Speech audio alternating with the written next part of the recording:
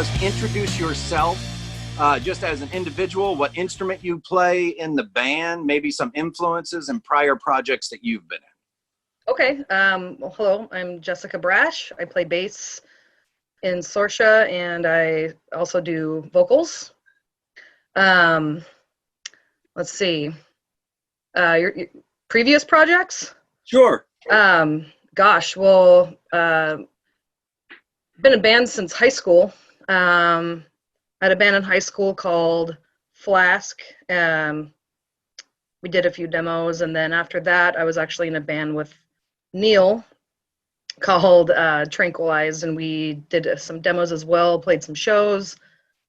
And then after that, I formed the band Witchburn with Misha and Jamie. And I was in that band until 2010. And then I left that band. And then for a short time, I was in a band that ended up in the end being called Mother Crone for about a year. And then that project sort of dissolved, and then it ended up reuniting. But at that point, Neil and I had gotten back together and started writing music, and so I didn't rejoin when they reformed when I were trying to get this project going, which we did. So Absolutely. And so let's switch over to you, Neil. Talk about just kind of your influences, where you're coming from, prior projects that you've been in. Well, I started off in high school playing my bass in a death metal band. And so, like, I think as a kid, it was like more about speed, you know, and how many notes I could fit in a measure. But I started getting into, I Hate God, more of the Southern Louisiana, Acid Bath, Crowbar. And so I started slowing down and getting thick. And so that's when Tranquilized started getting together. And we started it was a mixture between like a death metal and like a Southern sludge feel.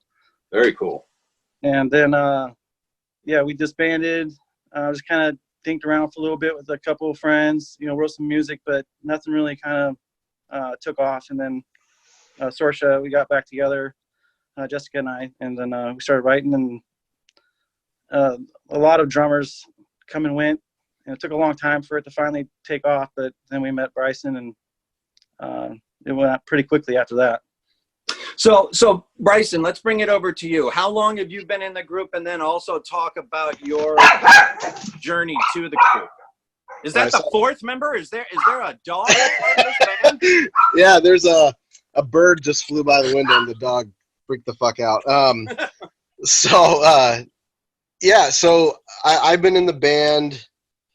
God, it's been 2 years now, I think. And I started off in high school too, playing music, and I was in a band in high school with some buddies called Ovali, and we didn't really know what we were doing. We were just kind of jamming around, making noise. I think we got last place at one of our Battle of the Bands, so that kind of solidified how good we were.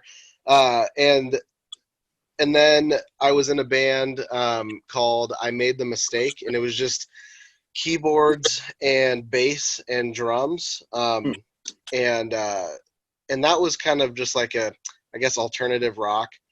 And it was a brother and sister that were the other two members, friends that I grew up with. And then I joined a band called Human Ladder that was kind of a blues rock.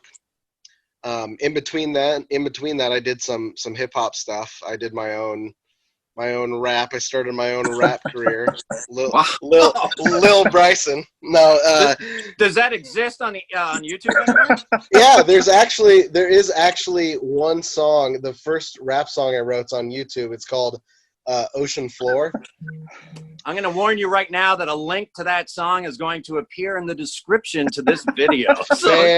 Fantastic. It's pretty aggressive. I'm pretty sure I say fuck at least 27 times in that song. So well, I'll have a running count. I'll count exactly how Yeah. So I did that. I actually had a lot of fun with it, and not to toot my own horn, but I think I was pretty damn good at it. Were you thick and heavy though? Well, in the rap, no. I was. I sang. I basically. Yeah, When you did know you there. get, we want to know when the hell you got thick and heavy. All right. I got thick and heavy. I like the way Neil talks about it. Thick and heavy. Just Thick and heavy. the thick and heavy. The content of the rap is thick and heavy, not the beats kind of, but the SORCIA is kind of when I got to the heavier side. The funny thing about that is that like my heart has always been more with sludge and metal and heavier stuff. I just, for some reason, I just never really had any bands that got this deep in the process. That really filled that void for me. So here we are, and I couldn't ask for a more fun band to be in. Absolutely, and great live too. I've seen you guys, Jesus, at least 3 or 4 times now, and Awesome. Thank you. the performances are always super heavy and just spot on every time. That's really nice. Thank you. You. Oh God, thank you. I just hang out and get high and take pictures. It's awesome. So, we love the pictures, by the way. Oh, yeah. Definitely. thank Fantastic. Yeah, your Yeah. picture of me has been my Facebook profile picture forever. That's very cool. Thank you. Yeah. I have got to just jump right into the self-titled release. Holy shit. It's first of all, I mean, I want to know about the recording process, because you guys had the opportunity to work with the word I would use is legends Totally. in particular in the Pacific Northwest music scene, but really just in the music scene in general through my eyes, in terms of Tad and then Jack. But beyond that, I mean, every song on that album is awesome. It's thick and heavy. I think those would be the words I would use to describe it. So talk to me about this album. I don't know if you guys have divided this up, but whoever wants to talk, go. I'll let Neil go. Oh God. Yeah, we couldn't ask for a better situation. There's no way that we would ever have thought that we could finagle getting Tad and Jack to help us out with the recording. You know, we've been working on this for a long time, and just it's very surreal to have all these like albums that we, like you said, in Seattle scene that we just enjoyed, and now it's associated with SORCIA. And it's funny because Jessica simplified it in a way that all you have to do is ask, and that's pretty much how we did it. Yeah, you couldn't ask for a better group of people to help you with your first record, for sure. That first day, is it like, oh fuck? Yeah. Yes. Yeah. Yes. Okay. And then do you just get over that, and then you just roll from there? Is that first day pretty much literally just kind of doing the psychic equilibrium to holy shit? First day. I've been Sorry. watching a bunch of like Tab videos lately, you know, just going back at, you know, stuff like Wood Goblin and things. And like, dude, that guy, I was in his house recording, you know, like. I know. I know. It's a trip. It is. Yeah. It's a pinch me moment for sure. We've talked about that. I also think, I mean, for me anyway, like there's already kind of nerves in the recording process. You know, in a way, just because it's an exciting thing, you really want to nail it, you want to get it down, and then to know that there's a legend at the helm with you, it just adds a little bit more. You know, you want to be even more on your game. You know, it's but it was a ton of fun. Him and Peggy, his wife, were so nice to us. They're incredible people, and couldn't, like Neil said, couldn't ask for a better situation for us, to be honest. That is so cool. Now, beyond just because it's it would be one thing if it was the guy who helped us record the album and then the album sucked, but the album is great. Thank you. But because I mean, I'm just talking if you as a drummer. So let's talk Bryson. As a drummer, you have to be thrilled with the production of the drums. I was talking to Jessica earlier. The bass sounds, the range of bass tones is awesome. The vocals came out great. So just total package in terms of the way the album is structured. Yeah. And then the songs are just, I have a few favorites that I'd like to bring up. And if you guys want to talk about them, feel free to go ahead. I have had many nights, and some would say maybe weeks or even years, that seem to be summed up by the Nowhere But Up song. So that's one of the songs that just I really connected with right away on this album. So I was wondering if you would maybe talk about that song. The dual vocals in Stars Collide is fucking incredible. Stoned Believer is an insane song. Those are the three that just jumped out and really grabbed me on my first few listens to that album. So just talk about the songs, talk about the inspiration behind some of those songs, if you wouldn't mind. Jessica, you want to take that one All right. first? Well, Nowhere But Up, that song was actually written probably back in 2005 or 6, maybe more like 2006. And that was one of the last songs that Neil and I wrote together in the project we were in, prior to this. And it never really saw the light of day because honestly, we never even recorded it. And we got lucky because one of the last shows we played together with that project, we happened to get a live recording of that show. And so we got a live recording of that song. And I always really liked that song. I always thought it was probably one of our best. And it had definitely, clearly, our songwriting together, Neil and I had clearly taken a direction with that song. It was very obvious because a lot of the earlier stuff that had been written was more death grind, like super heavy death grindy type sludge stuff. But that one, was that kind of the seeds in some ways of what would end up becoming? I think so. Yeah, I feel like it was. We knew the song was special, and it was unfortunate that we had never got it recorded with the other demos. So when we got this project back together, we knew right away that we needed to bring that song with us over to SORCIA because it was definitely, it had that SORCIA feel. And so it's kind of funny that song was written almost 15 years ago. Wow. Huh. And then Stars Collide, that one was written, man, I gotta go back. That one was written with some previous drummer of ours, or one of the drummers that we had been working with at the time, and I don't know. We just knew we wanted to do this like a long, heavy, spaced out kind of trippy song into that sound, and I just kind of took over on the vocals. I try to let Neil do most of the vocals, but that one just somehow it ended up with me doing the verse and the dual vocals on the chorus. We just wanted that power during the chorus, and it's so awesome it really is. It's jaw-droppingly good on that part. It's really Oh my gosh, thank you. Thank you. very much. Thank you very much. And then Stone Believer, that one Neil and I collaborated on. Neil for the most part wrote that one, but it's that one. I guess Neil could probably tell you more about the meaning behind that song. But I don't know. We have so many different influences, and that song was so heavy. But for some reason, we were like, man, we need to drop this song down and go do something bluesy. And so we came up with this little bluesy middle section, and it really inspired by, Electric Wizard for that part. And I heard even going back to Blue Cheer in that part. Quite frankly. Oh wow! Yeah. Thank you. Absolutely. That's a big compliment. Thank you. I got a lot of respect for Blue Cheer and.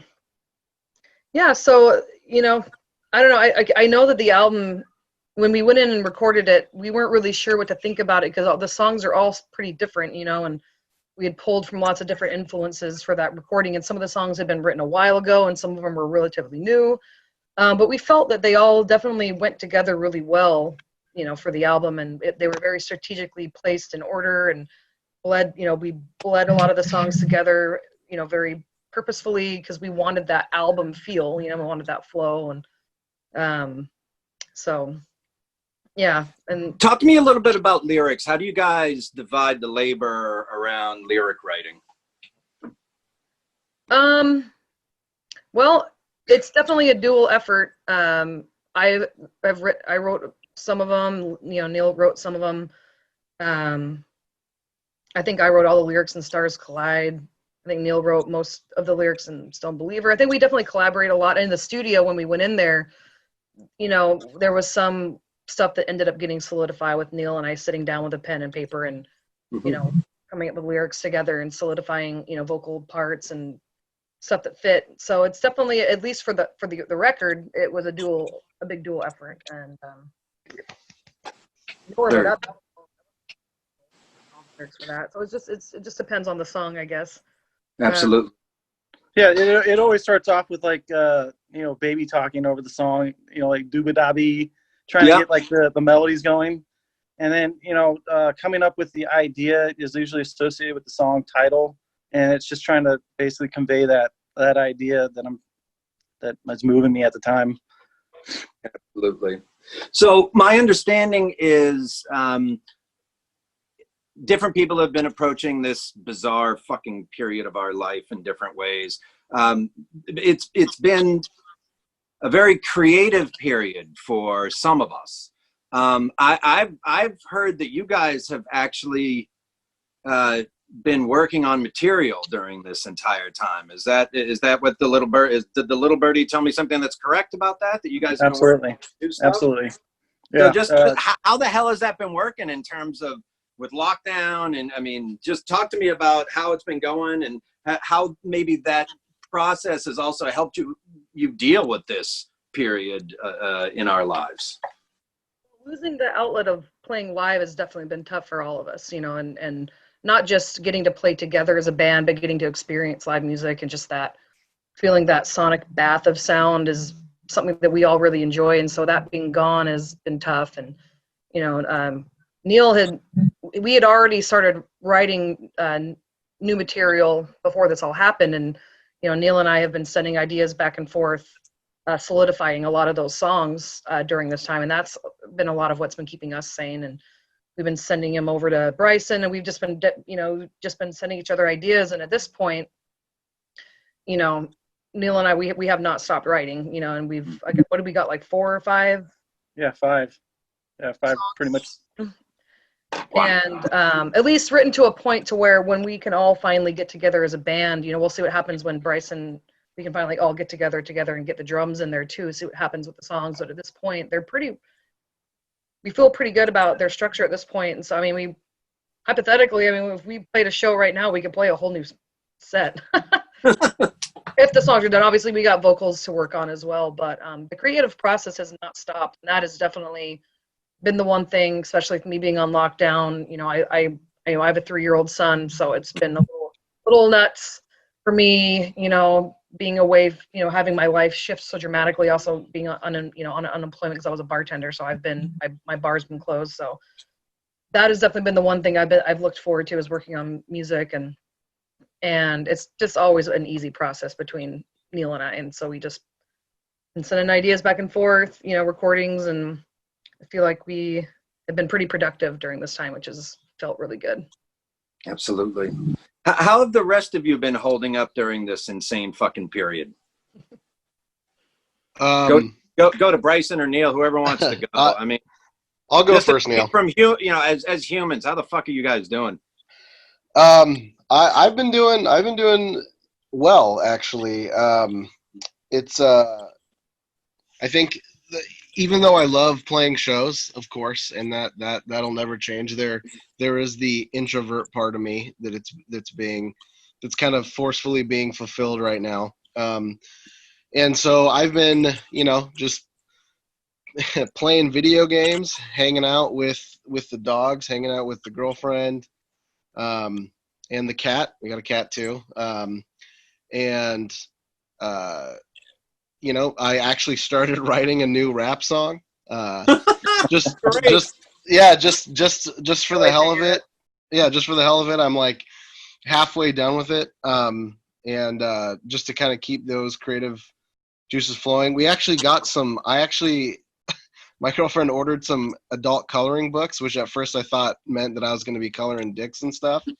But but but actually it's they're just like these really hard, like, you know, these really intricate pictures. And I actually sat down and colored a couple of them, and I was like, God, I feel like I'm like 6 years old, but this is very enjoyable right now. It was great. I want to trademark the coloring book with dicks now, because I think you might be onto something. Go for it.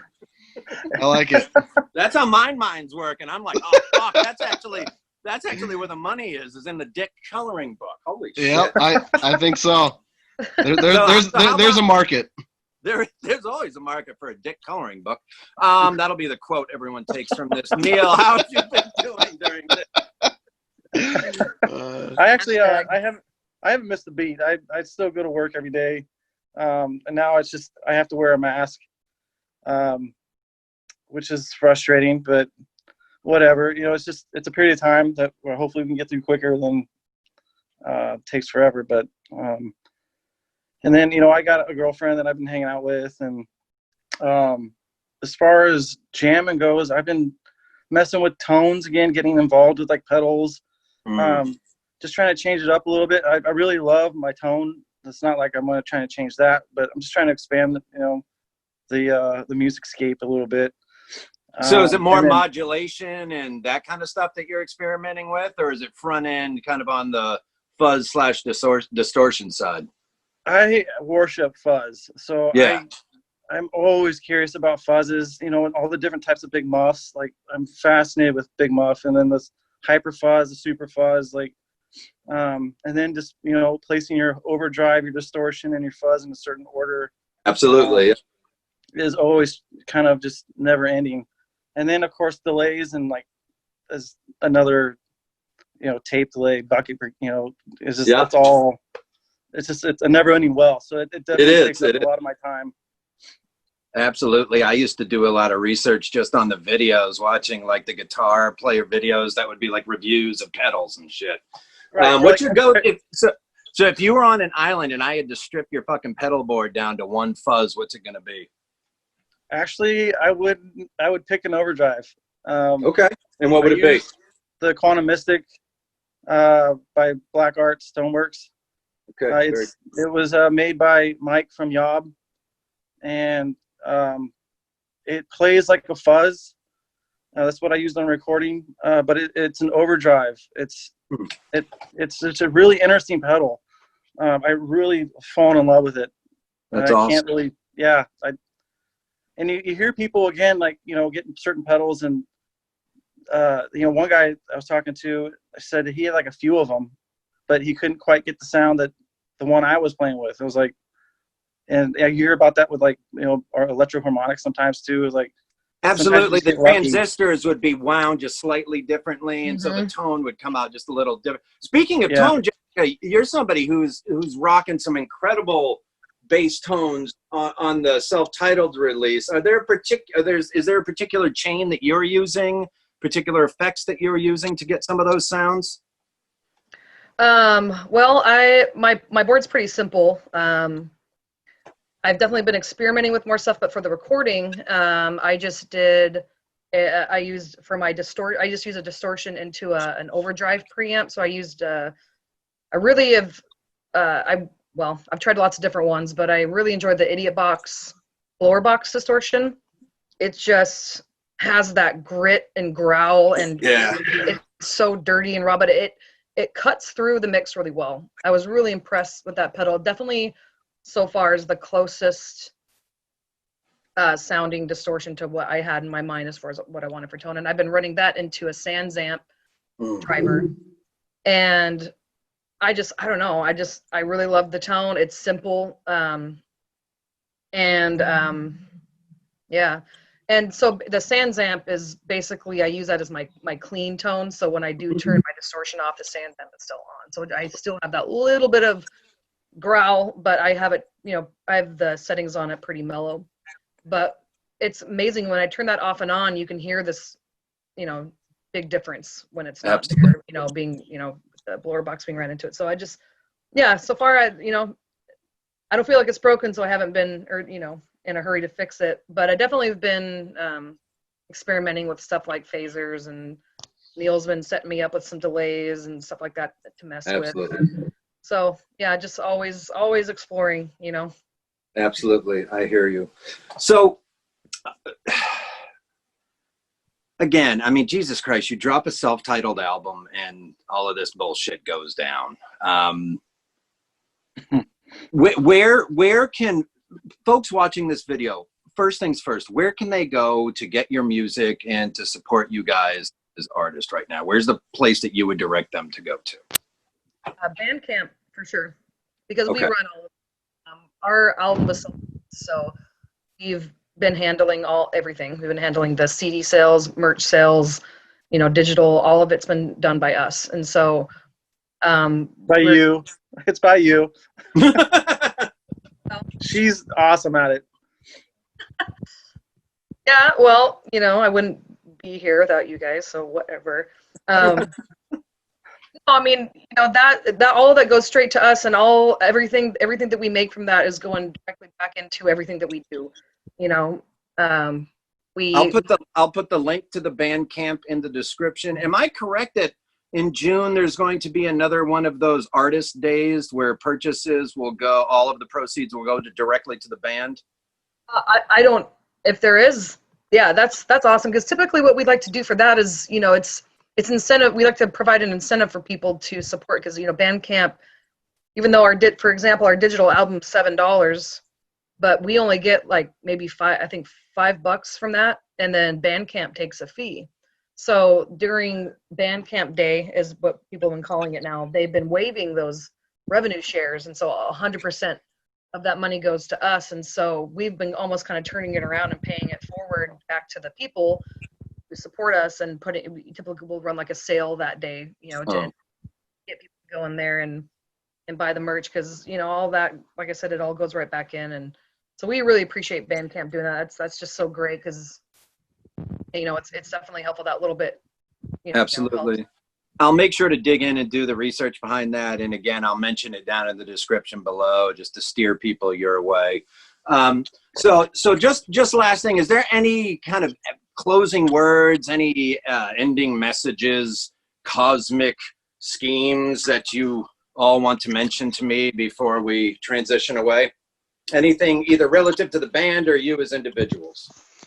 I just want to say thank you to everybody, you know, for supporting us through this, and just I hope everybody's out there being kind to each other and supportive and supporting all the other bands that they enjoy. It's really cool every time, you know, you hear about, you know, we run the sales on Bandcamp, and you know you get the cha-ching, you know, $7 from so and so, and it's so cool to see it, to see people through this, you know, not forgetting about the music scene and not forgetting about the music industry, and realizing that we're all going to be back and we're all going to be playing. And so, you know, long story short, thank you so much to everybody for supporting us, and it really means a lot. Very cool. Very cool. Anything, Neil, that you any knowledge you want to drop on us here at the end? Well, we're just all looking forward to getting back to jamming and playing shows again for sure. And like what Bryson was saying, it's amazing that we were able to sneak in the CD release show right at that last weekend before everything shut down. And it's great to see all the support that we've been getting as far as like online shows, like yourself, radio shows, interviews. It's nice that there's people outside the band who care enough to help the band out, you know, and like it's like the photos you take, we use, and it's super helpful. And without that other half of people helping these bands, I don't think a lot of bands would, you know, they don't get a lot of that credit that, you know, thankfully that we do. And yeah, we're very appreciative to the people who listen to us, and to like you helping us out, getting the good word out. Yeah, God, it's my pleasure and honor to inform people about SORCIA. And then I also get ideas like dick coloring books when I do these interviews. You got So it. it's really like got you it. scratch my back, I scratch yours. It works out. It's good. Yeah, you scratch my dick, I scratch yours. I got it. Oh my Whoa, God. hey. Y'all fucking lying there, Bryson. Jesus Christ. I'm sorry, man. I This is thought. family fucking content. Oh, that's true. That's true. My I bad. got a brand to maintain, you motherfucker. All right, listen, you guys. It was awesome to hear you, to see you, all of you. I highly recommend the self-titled album that SORCIA has just released. Neil, Jessica, Bryson, I want to thank you for taking the time to shoot the shit with me, to laugh a little bit, and to share with people the story behind your band. Okay. Thank you so much. Thank you so much. I really And appreciate it. yeah, sorry I ruined your channel. Fuck that, brother. All right, I'll talk to you guys later. All right. See you Bye. later. Bye.